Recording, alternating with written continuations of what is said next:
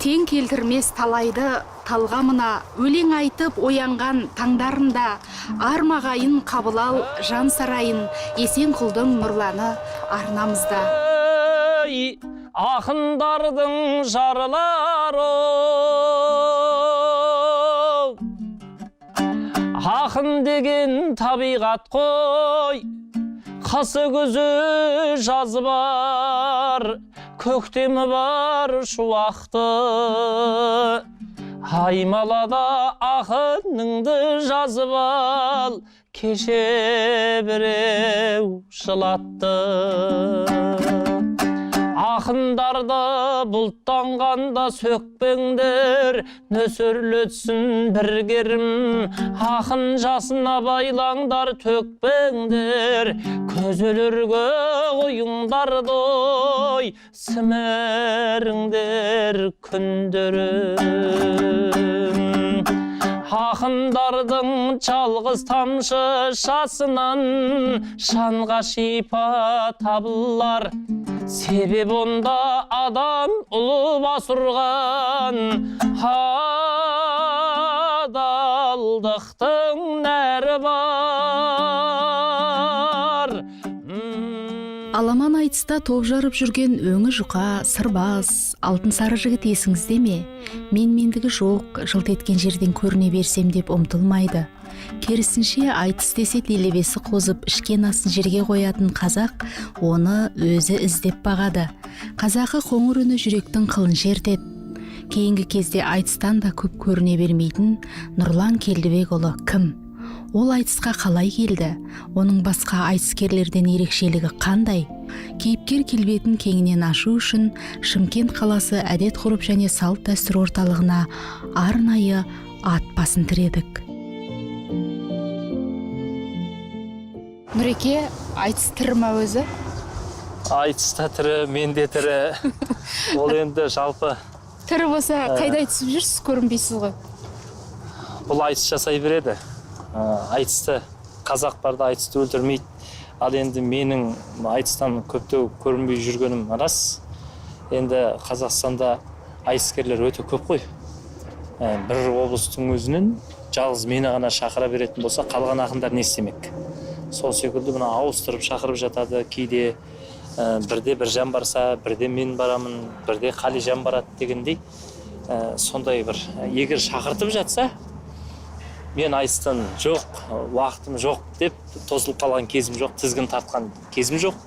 Жалпы айтысқа шақыртып алсам, мен бара беремін.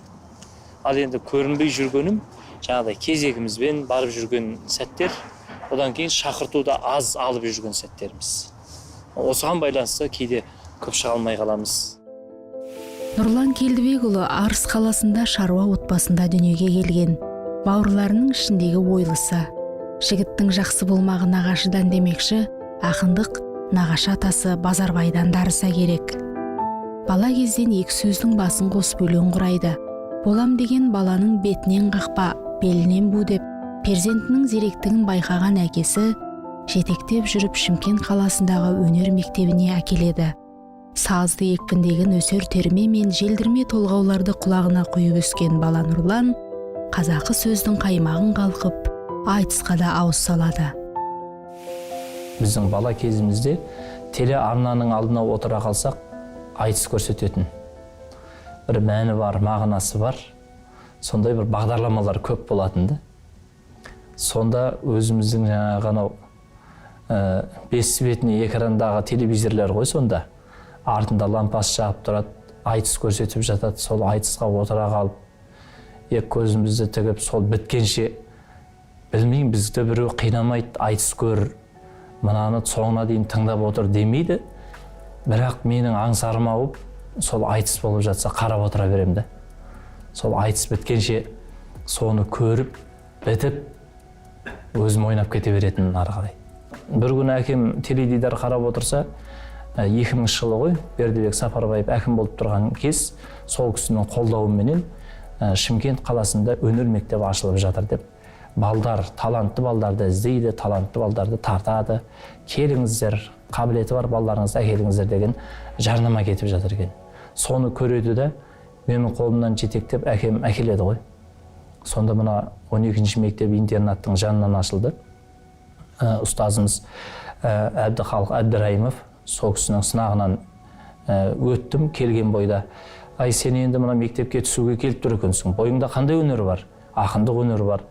Қайсысына бізде әншілік бар, вокал бар, терме бар, айтыс бар, қайсысына түскім келеді? Мен айтысқа түскім келеді. Онда жаңа жазған өлең біреуін оқып берші. Сонда тәуелсіздіктің 10 жылдығы болып жатқан кез. Сол тәуелсіздік деген бір өлең жазған едім. Соны оқып бердім. Енді бір ұйқасы шымыр деп айта алмаймын. Ұйқасы шашырап тұр. Бірақ бойыныңда бір арының бар сияқты бір сәуле көріп тұрмын. Ана шыңдап жіберсек үйреніп кетесің Құдай қаласа. Балаңыз қабылданды, осы қыркүйек айынан бастап келе берсін деді. Содан өнер мектебіне түсіп кеткен жағдайым бар. Батырбек Өтеп атындағы мектепте оқыған, білім алған, және бүгінде қазақтың өзінің мұңын жоқтап, жоғын жоқтап, сөзін сөйлеп жүрген Нұрлан Есенқұлов туралы айтқым келіп тұр. Осы Сәбит ағамыздың өзі басқарған кезінде бір өнердің шоғыры келіп осы жерден қанат қақты. Соның ішіндегі шоқтығы биік ұл қыздардың бірі осы Нұрлан Есенқұлов бауырымыз еді. Оның осы мектепте оқып, осы жатақханада жатып, осы мектептің асханасынан дәм тұзын жеп, баяғы біздің қазіргі мақтаныш ететін Мархабат Байғұт ағамыз айтпақшы интернаттың қара нанын деп, осы интернаттың қара нанын жеп, қара қазақтың сөзін сөйлеп жүрген Нұрланды мақтан еткіміз келеді. Нұрлан менің ес білгелі көз алдымда балалығынан бері білемін, қай айтысқа шықса да үлкен дайындықпен, үлкен ізденіспен шығады, елдің көкейіндегісін, елдің мұңын айтқысы келеді. Ол сол биігінен әлі күнге шейін түскен жоқ. Бұл күнде ел ағасы дәрежесіне жетіп, үлкен биіктерді бағындырайын деп жүрген, бағындырып та үлгерген осы Нұрлан қазір өзінің нағыз шарықтау шегіне жетті деп толық айта аламыз. Өйткені қай айтысқа салса да Нұрланды қошеметтеп құрметтемейтін, қай елдің, қай қазақтың төріне барса да Нұрланды құрметтеп төріне шығармайтын қазақ жоқ. Ол өзінің Алланың берген бойындағы дарыны, талантының ұшқыны ғой деп ойлаймын. Көкірегінен өлең сөзбен қатар сағыз да төгілді. Айтысымен сазы құстың қос қанаты секілді ердің нағыз ажарын аша түскендей. Сүйсінесің. Нұрландай перзенті бар ел қандай бақытты. Өмірге әкелген ата-анаға мың тағзым. Енді Нұрлан Есенқұлов ағамызбен таныстығымыз сонау ақындар мектебінен басталған. Мен 5-ші сынып оқитын кезде ағамыз 10-11 оқитын. Енді сол кезден бастап өнеріне, айтысына, өлеңіне қанықпыз ғой. Келе-келе осы сазгерлігі пайда болды. Оның бәрін бойдағы өнердің қасиеттің арқасы ғой. Ақындығы бір төбе, айтыскерлігі бір төбе, ал сазгерлігі мүлде бір төбе. Өйткені бұл кісінің әндері қазақ әндер. Жүректің сырын, сезімнің қылын жететін әндер ғой енді. Нұрекеңнің қазіргі таңда 2 әнін орындаймын. Бірі жаңа қайтесің әнін сөзін өзі жазған, екіншісі сый сырға деп айтылады. Екеуінің де бір белгілі бір тарихы бар. Екеумізге ортақ тарихтар бар.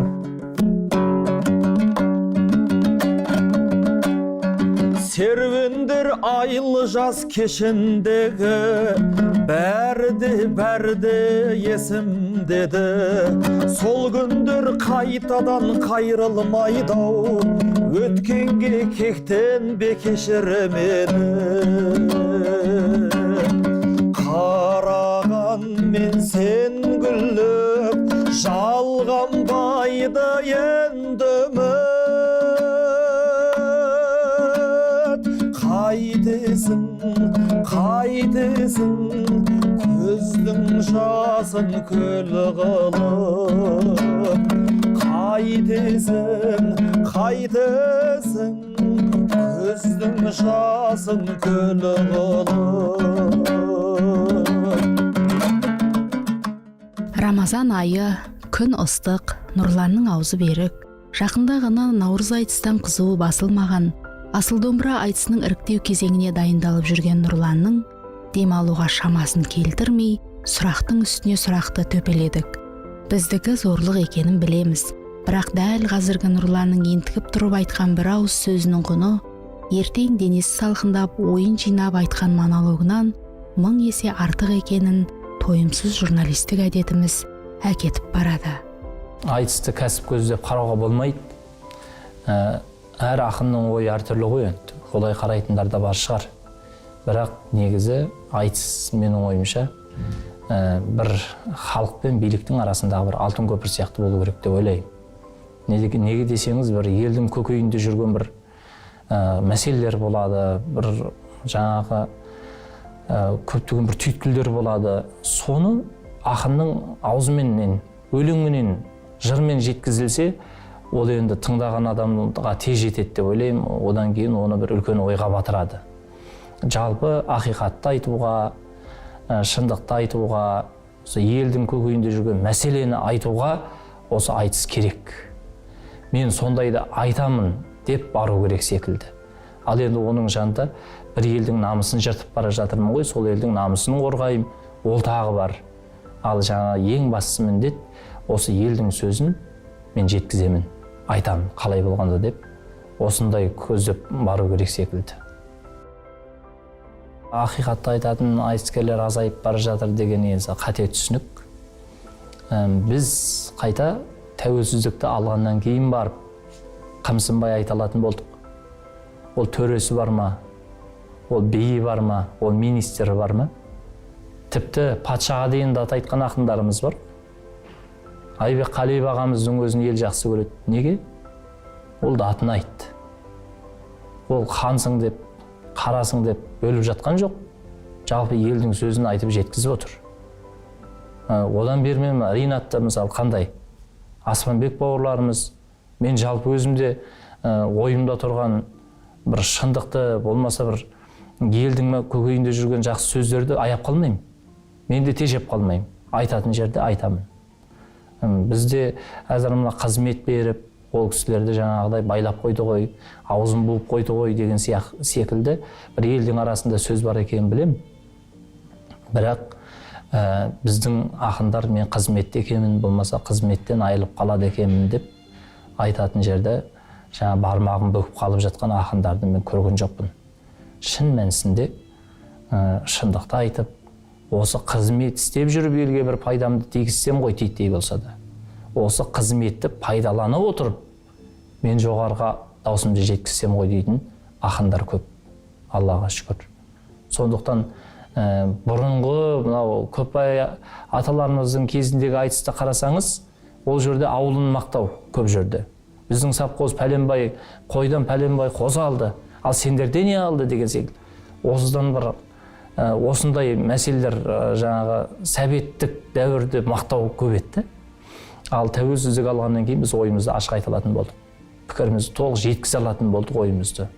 Бүкпесіз шында да аузымызға, ойымызға қандай сөз келеді, соның бәрін төгіп салатын кезге жеттік мінекей. Осының барлығы мен ойлаймын тәуелсіздіктің арқасы. Ал енді осы айтылып жатқан кейде шындықтарды теледидардан кесіп тастаған кезде күйіп кетесің. Ондай да бар. Біз мәз боламыз, барлығын айттық қой, жеткіздік қой деп. Бірақ теледидардан қиып тастаған кезде жетпей қалды. Бірақ әлеуметтік желі, YouTube дейді ғой, YouTube желісі арқылы толық түсіріп алатындар шықты осы күнде. Оларға рахмет айта. Жаңағы сол айтысқандағы сөздің қиылып қалған сөздерді сол YouTube'дан көріп жұрттар тауып болады. Осылай айтқан екен ғой деген секілді. Шымкенттің тағы бір үлкен өнерпазы, әншісі, термешісі, сазгері, талай айтыстың жайын кіргізген Нұрлан Есенқұлов. Жүрсін ағамыз несімен айтысты сақтап қалды. Ол заманға сай айтысты форматтай білді. Әр заманның бір жүрсіні болуы керек емес пе? Бәріңіз бір жүрсінге қарап жүрсіздер ме? Ол кісі 70-тен асты, қартайды. Жүрсіннің орнын басатын адам бар ма? Жүрсін ағамыз кезінде жалғыз болды. Жүрсіннің шекпенінен шыққан әр қайсыңыз айтысты сақтап қалуға тырысу керек шығар. Бір жүрсіннің істегенін бәріңіз жабылып істей алмай жүрсіздер ме деген сауалымызға. Шында да осы жоғалып кете жазғанда, сондай бір жұтылып кете жазған кезде қолына шырақ алып, ел-елді аралап, сондай ақындарды тауып, жарыққа шығарып, осы айтыстың бүгінгі деңгейіне жетуіне дейін үлкен еңбек сіңірген Жүрсін Ерман екен сөзсіз әрбір қазақ айта алады. Біз де айта аламыз. Ол кісінің еңбегі орасан. Айтыстың Қаранар деп ат берген ел ғой. Ол Қаранар дегенде сондай ауыр жүкті көтеріп, қанша ауыр жүкті артқанмен де қайыспай, мойымай келе жатқан адамды Қаранар деуге болады ғой. Сол айтыстың Қаранары Жүкең. Енді сол Жүкеңнің шапанынан шыққан ақындар да бүгінгі таңда алдыңғысы үлкен ұстаздарға айналды. Біздің айтып отырмын ғой, Кәрима Оралова апайымыздың өзі сол Жүкеңнің айтысынан жарқ ете қалған ұстазымыздың бірі. Ол кісінің өзі тәлім беріп, бізге сабақ беріп, біз шығарған жоқ. Ал енді жер-жерде қазір мынау мен ойлаймын, жер бетінде жалғыз қазақ қалғанша бұл айтыс өлмейді деп сенімді түрде айта аламын.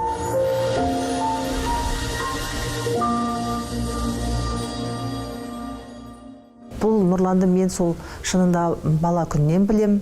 Адамды қоршаған орта тәрбиелейді ғой. Ақындар да болды, термешілер болды, жазатын ақындар болды.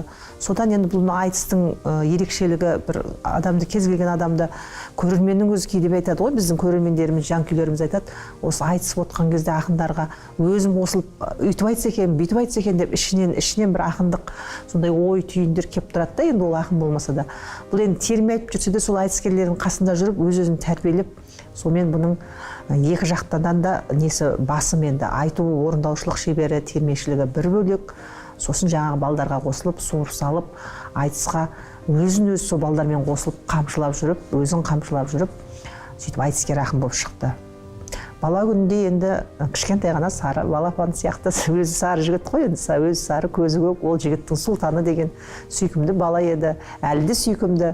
Ауданнан қалаға келді ғой, қалаға келсін кішкене өздерінің бір жатырқанды ма екен, әйтеуір ұяңдау болды ма екен, кейін енді ашылды ғой, кейін ортаға бейімделіп кетті.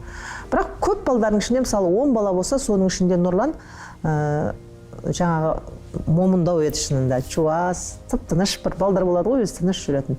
Ал бірақ ол баламыз сол Нұрлан жай жүргенде тып-тыныш, момын болып жүргенмен, міне елдің алдына шыққанда, сахнаға шыққанда, домбырасын қолына алғанда басқаша болады. Шабыттанады, жарқырай түседі. Сонымен мынау жаңа үндемей жүрген баладан осындай таланты бар ма деп таңғалатын кездері болды. Сосын Нұрлан өмірде жалпы негізі мынау біздің қазақтың салт-дәстүрін, тәрбиелік мәні бар дүниелерге өте зерек қарайтын бала деп айтар едім. Себебі бұл Нұрлан көбінесе әкесін айтыста тастамай алып жүреді ғой қасында. Оны кейбір кездерде айқындар тіпті әзілдеп те айтты. Нұрлан келе жатқан айтысқа, әкесі де келе жатыр ма? деген енді өздерінің арасындағы әзіл.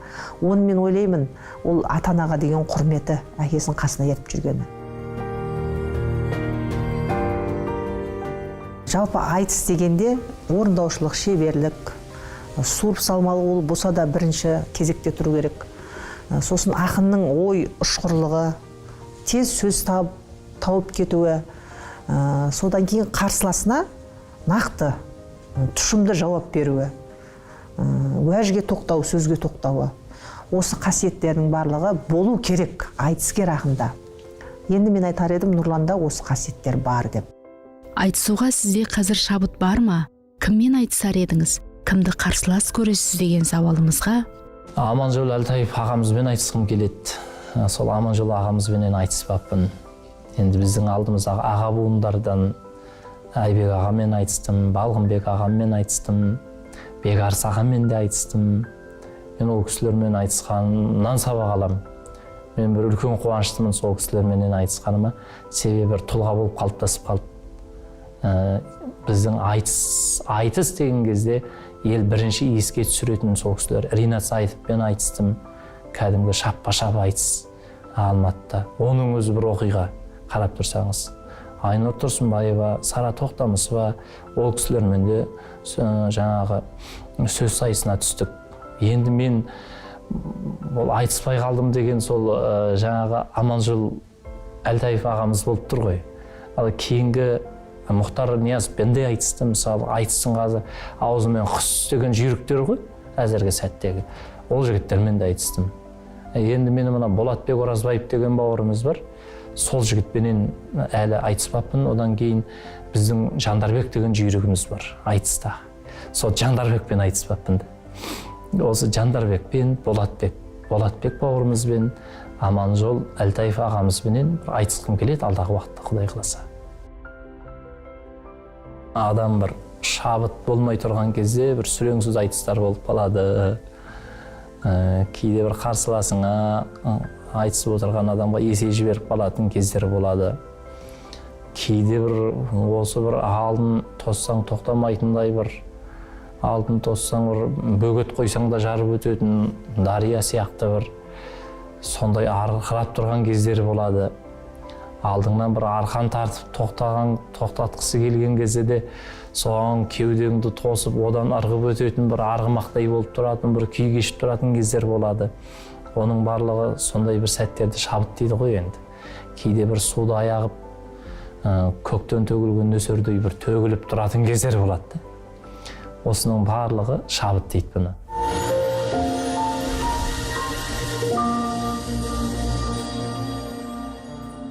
Нұрлан Есенқұлов туралы айтатын болсам, 8 қырлы бір сырлы жігіт дейді ғой қазақта.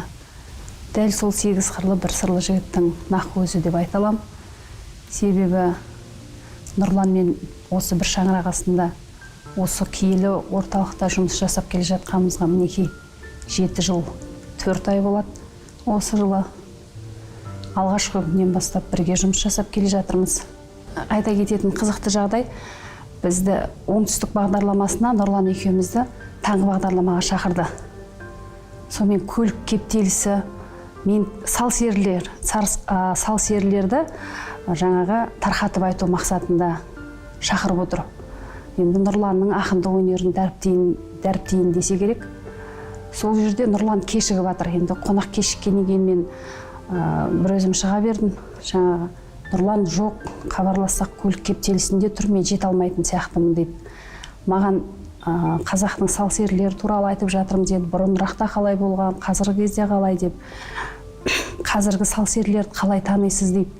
Мен мына кешігіп жатқан Нұрлан сал сері деп қараймын, өзім сал сері деп сондай көзқараспен қараймын дедім. Неге дейді, ол күнде жұмыста. Кешке жақын бүкіл қай қазақтың үйіндегі қуанышы болып жатса, сол үйдің қуанышынан табылып, бар өнерін көрсетіп, бар өнерін ортаға салады. Серлік қылып үйіне де келмей қалады ол жігіт. Оның жарына мың алғыс. Сол жерде ол кісіге көз түсіп, мына жігіт менің тойымның жаңағы қызығын келтірсе, қуанышымды бөліссе десе, ол сол жерден арғарай кетіп қалады. Бүгінгінің сал серісі Нұрлан болмағанда кім болды десем деп айтқан едім.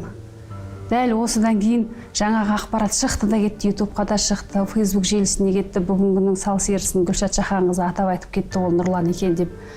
Соны айтып арамызда күліп жүреміз. Ел ішінде айтысқа қызығатын талантты жастардың сахнасы, өзін жетілдіретін алаңы, жоқтың қасы. Тіпті бұрынғыдай көптеп айтыста ұйымдастырылмайды. Бұл әрине өз кезегінде төл өнердің аяғына тұсау екені белгілі.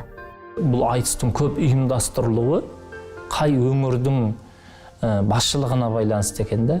Қай өңірге әкім болып тұрған адам айтысқа қызығады, айтысқа оң көзқарас танытады, сол өңірде айтыс жиі болады.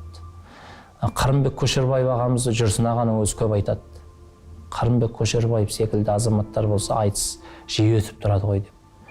Қызылорданың әр ауданында жылын алған кезде барлық ауданда айтыс өткізіп шығады бір жылдың ішінде.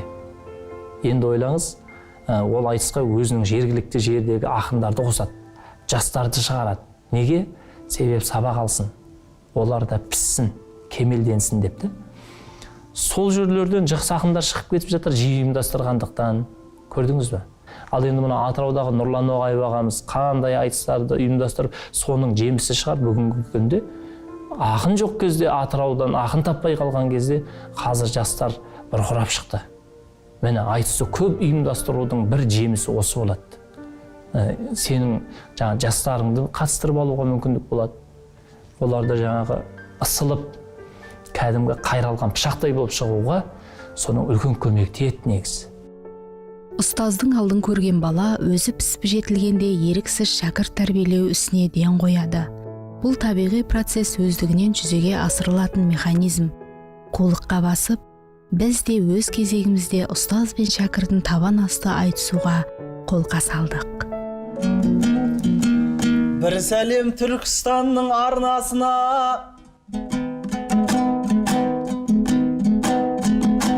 келгенде жақсылардың ордасына.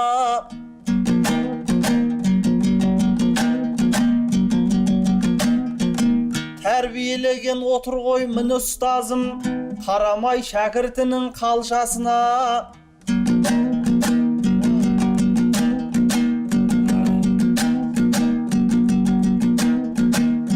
Қолына айтыс десе туалатын, қонақтарын төріне шығаратын. Армысың Нұрлан ұстаз қасымдағы, сөйлесе көмейіне жыр алатын. Ұстаздан шәкірт озар деген сөз бар, шәкірттің өзі озып жатса қуанатын.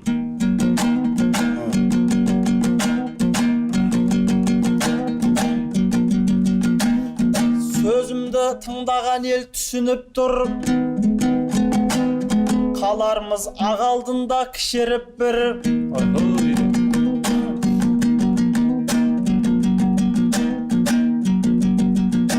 Жаңадан ашылып жатқан телеарна өміріңізді баяндап түсіріп тұр. Шәкіртің өзіңізді ағалайды, өзіңдей ұстаздарды бағалайды.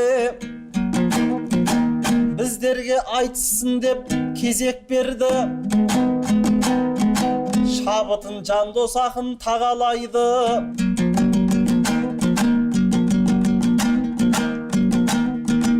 Әрмен қарап өзіңіз жырлаңызшы, өнеріңіз ағатай маған әйгі. Ел алдына шыққан соң қатарласып, беттен алып отқаным жарамайды ау.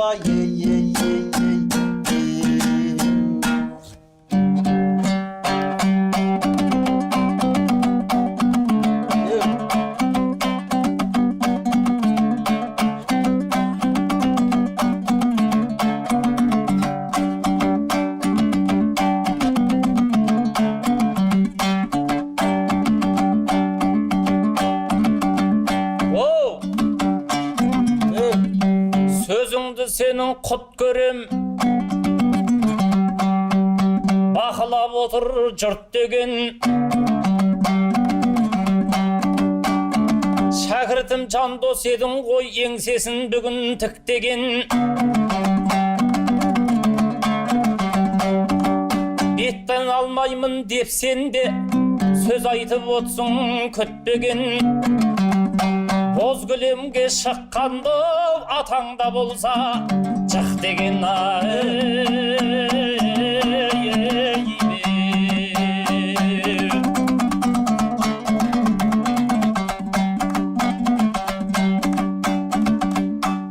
Бүгінде елдің сыйлы ері болдың, ұстаздан тәлім алып сері болдың.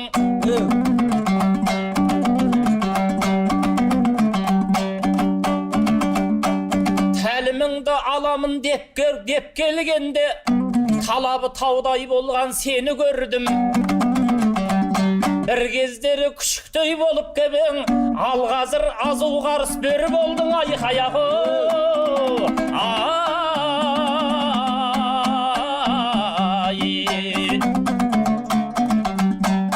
Сен дария болғанда теңіз бедім, өзіме ұқсап қалған егіз бедің.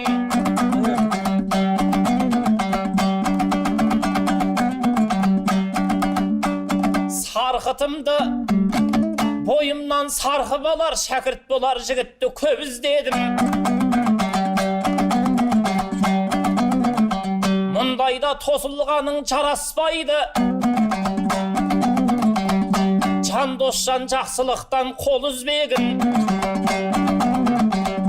Kesip айтсайшы нар кескендей, ұстазы жаман екен дегізбегін айқаяғы.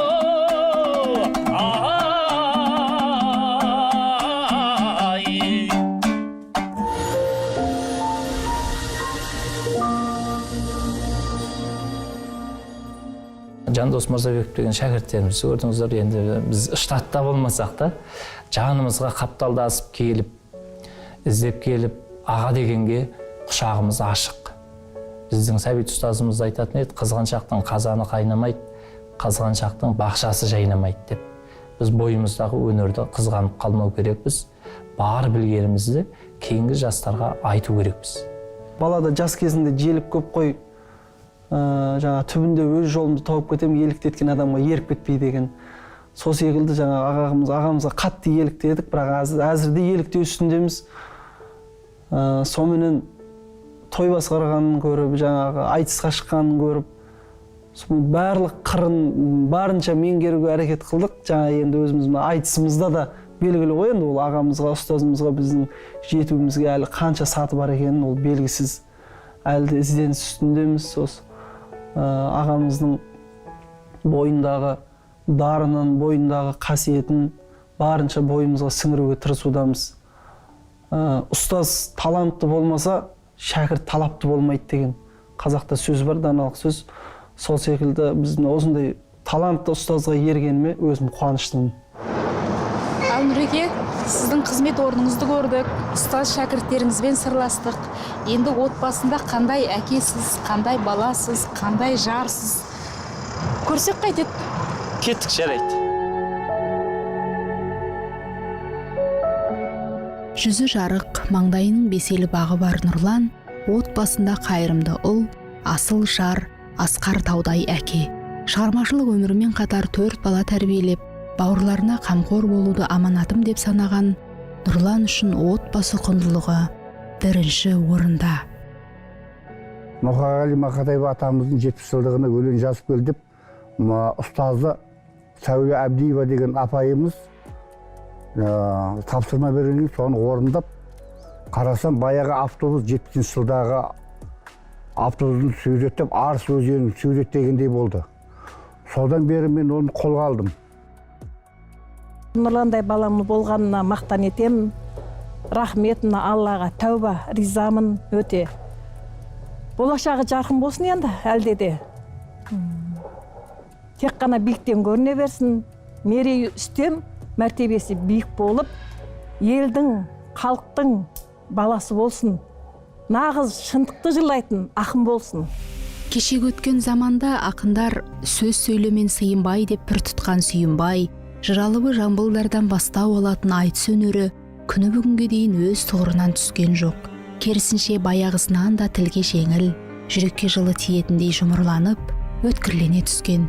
Азуын айға білеген ақындардың қатарынан ойып орын алған Нұрлан Есенқұловтың жан сарайына қал-қадіріміз жеткенше үңілуге тырыстық. Ішкі сарайына құт орнаған Нұрланның мәуелі бағында отырып, жаратқаннан пендеңді тіл көзден сақта деп тіледік.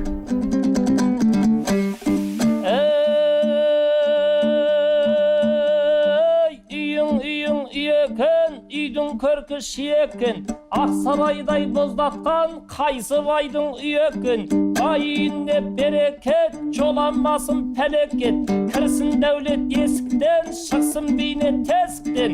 Жарамазан жарықтық жақсау дейді-ау есіктен. Ассалаумағалейкум мұсылмандар, мойынның хақ жолына. Ал құрметті көрермен, бүгінгі хабарымызды осындай көңілді нотада аяқтаймыз. Келесі кездескенше аман сау болыңыздар, ұстаған оразаларыңыз қабыл болсын. Меккеде бір ағаш бар басы қара, жеңешем ұл туады қасы қара. Жеңешем ұл туғанда қасы қара, жатады бауырына басып қана.